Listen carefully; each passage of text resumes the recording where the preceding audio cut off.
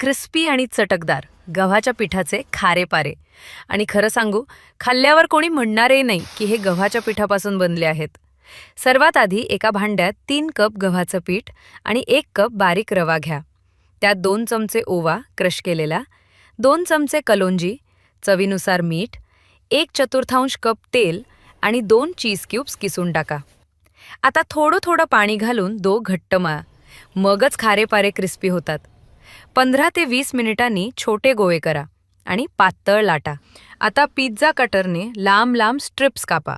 Shape जितका मस्त तितकी मजा डबल.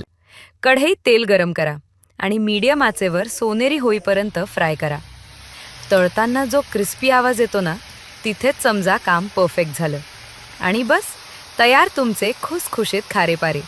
चहासोबत किंवा मुलांच्या स्नॅक बॉक्ससाठी एकदम भारी. एकदा खाल्ले की पुन्हा पुन्हा मागणारच. तुम्ही पण करून बघा आणि कसे झाले ते कमेंटमध्ये नक्की सांगा.